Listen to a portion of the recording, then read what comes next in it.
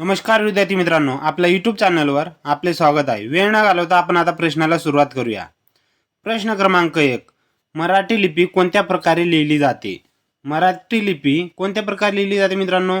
तर डावीकडून उजवीकडे. म्हणजे पर्याय क्रमांक 2 आपले उत्तर आहे, डावीकडून उजवीकडे.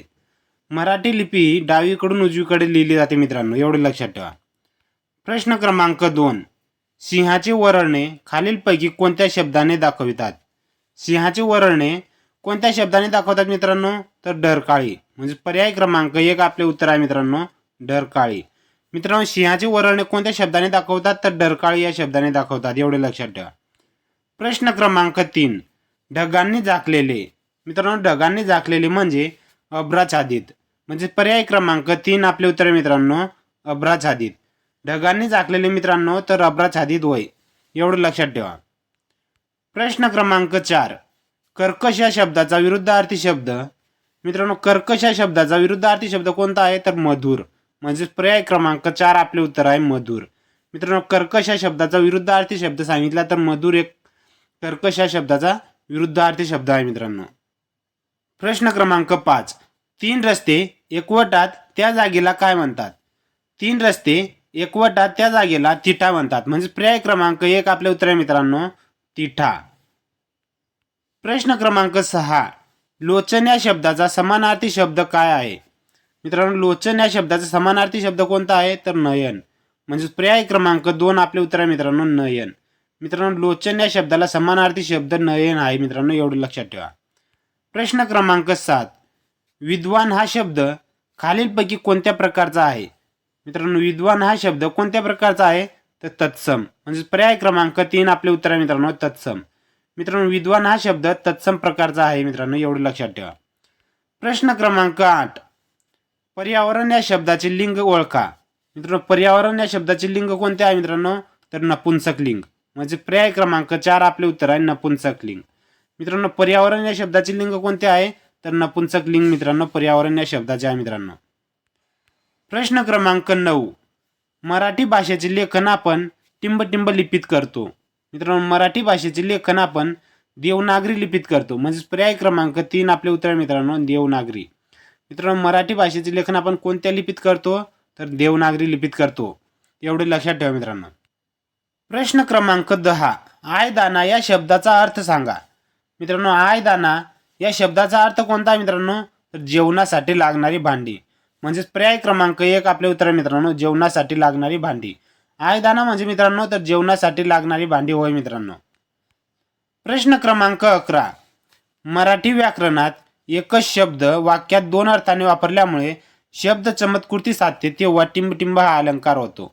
मित्रांनो, मराठी व्याकरणात एकच शब्द 2 अर्थाने वापरल्यामुळे शब्द चमत्कृती साधते तेव्हा श्लेष अलंकार होतो मित्रांनो. म्हणजे पर्याय क्रमांक 2 आपले उत्तर आहे मित्रांनो, श्लेष अलंकार. प्रश्न क्रमांक 12. खालीलपैकी कानडी भाषेतून मराठी भाषेत आलेला शब्द ओळखा. खालीलपैकी कानडी भाषेतून मराठीत आलेला शब्द कोणता आहे मित्रांनो? तर खलबत्ता. म्हणजे पर्याय क्रमांक 4 आपले उत्तर आहे मित्रांनो, खलबत्ता. मित्रांनो, खलबत्ता हा शब्द कानडी भाषेतून मराठीत आलेला आहे मित्रांनो. प्रश्न क्रमांक 13. खालील शब्दाचे लिंग ओळखा. मीठ भाकरी. मित्रांनो, मीठ भाकरी या शब्दाचे लिंग कोणते आहे मित्रांनो? तर स्त्रीलिंगी. म्हणजे पर्याय क्रमांक 3 आपले उत्तर मित्रांनो, स्त्रीलिंगी. प्रश्न क्रमांक 14. ज्या शब्दावर लिंग, वचन, विभक्ती यांचा परिणाम होऊन त्यांच्यात बदल होतो अशा शब्दांना काय म्हणतात? ज्या शब्दावर लिंग, वचन, विभक्ती या शब्दांचा परिणाम होऊन त्यांच्यात बदल होतो अशा शब्दांना विकारी म्हणतात मित्रांनो. म्हणजे पर्याय क्रमांक 2 आपले उत्तर आहे, विकारी. प्रश्न क्रमांक 15. खालीलपैकी कोणता नवरसाचा प्रकार नाही? मित्रांनो, कोणता नवरसाचा प्रकार नाही?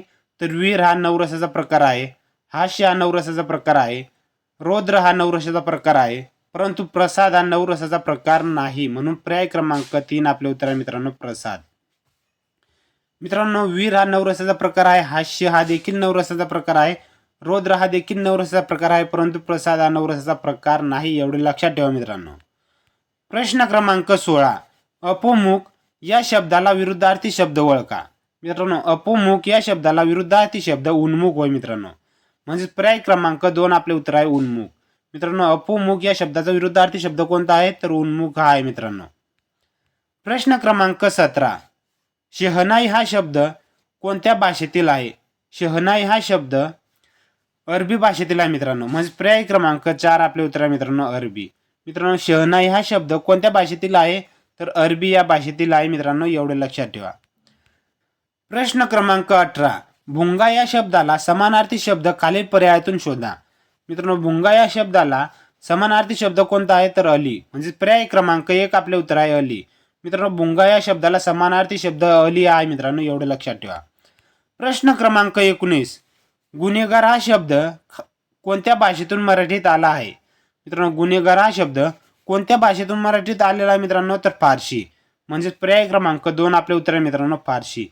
मित्रांनो गुन्हेगार हा शब्द कोणत्या भाषेतील आहे तर फारसी या भाषेतील आहे, एवढे लक्षात ठेवा. प्रश्न क्रमांक 20. आभाळ फाटणे या वाक्प्रचाराचा अर्थ मित्रांनो.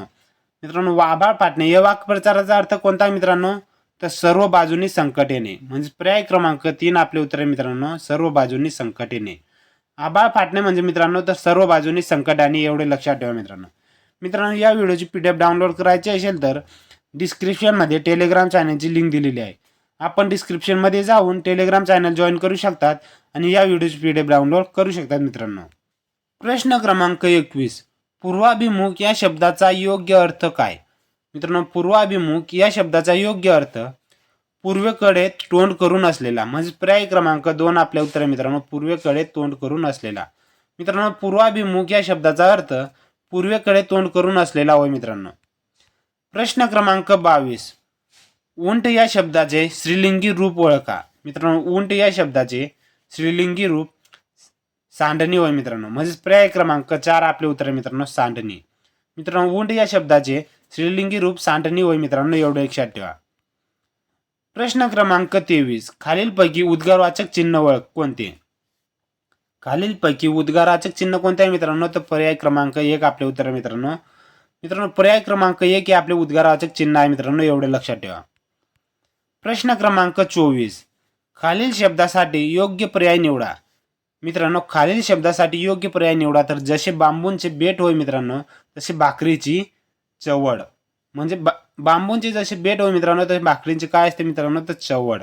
म्हणजे पर्याय क्रमांक 3 आपले उत्तर आहे मित्रांनो चवड. मित्रांनो बांबूंचे बेट तर भाकरींची चवड मित्रांनो, एवढे लक्षात ठेवा.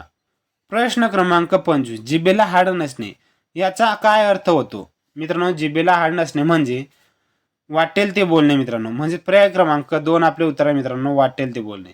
जिभेला हाड नसणे म्हणजे वाटेल ते बोलणे मित्रांनो, एवढे लक्षात ठेवा. प्रश्न क्रमांक 26. लोका सांगे ब्रह्मज्ञान स्वतः मात्र कोरडे टिंबटिंब. मित्रांनो लोका सांगे ब्रह्मज्ञान स्वतः मात्र कोरडे पाषाण. म्हणजे पर्याय क्रमांक 2 आपले उत्तर आहे मित्रांनो पाषाण. प्रश्न क्रमांक 27. ठराविक क्रमाने आलेल्या अक्षरांच्या अर्थपूर्ण समूहाला काय म्हणतात? ठराविक क्रमाने आलेल्या अक्षरांचा अर्थपूर्ण समूहाला शब्द असे म्हणतात मित्रांनो. म्हणजे पर्याय क्रमांक 3 आपले उत्तर आहे मित्रांनो शब्द. मित्रांनो अक्षरांपासून शब्द बनतो मित्रांनो, एवढे लक्षात ठेवा. म्हणून ठराविक क्रमाने आलेल्या अक्षरांचा अर्थपूर्ण समूहाला शब्द म्हणतात मित्रांनो. प्रश्न क्रमांक 28. खालीलपैकी कवन या शब्दाचा समानार्थी शब्द कोणता मित्रांनो? मित्रांनो कवन या शब्दाचा समानार्थी शब्द कोणता आहे मित्रांनो तर वरीलपैकी सर्व. म्हणजे पर्याय क्रमांक 4 आपले उत्तर आहे मित्रांनो वरीलपैकी सर्व. मित्रांनो कवन या शब्दाला समानार्थी शब्द कोण देखील आहे, काय देखील आहे, कोणता देखील आहे. म्हणून वरीलपैकी सर्व हा कवन हा शब्दाचा समानार्थी शब्द होय मित्रांनो. प्रश्न क्रमांक 29. मित्र या शब्दाचे अनेक वचन ओळखा. मित्रांनो मित्र या शब्दाचे अनेक वचन मित्रच होतो मित्रांनो. म्हणून मित्र या शब्दाचे अनेक वचन कोणते मित्रांनो तर मित्र. म्हणून पर्याय क्रमांक 2 आपले उत्तर आहे मित्र. मित्र या शब्दाचे अनेक वचन होत नाही मित्रांनो. मित्र या शब्दाचे अनेक वचन मित्रच होतो मित्रांनो, एवढे लक्षात ठेवा. प्रश्न क्रमांक 30. केलेले उपदेश निरर्थक ठरणे या अर्थाची म्हण ओळखा मित्रांनो. केलेले उपदेश निरर्थक ठरणे म्हणजे पालथ्या गडावर पाणी. मित्रांनो केलेले उपदेश निरर्थक ठरणे म्हणजे पालथ्या गडावर पाणी. म्हणजे पर्याय क्रमांक 1 आपले उत्तर आहे मित्रांनो पालथ्या गडावर पाणी.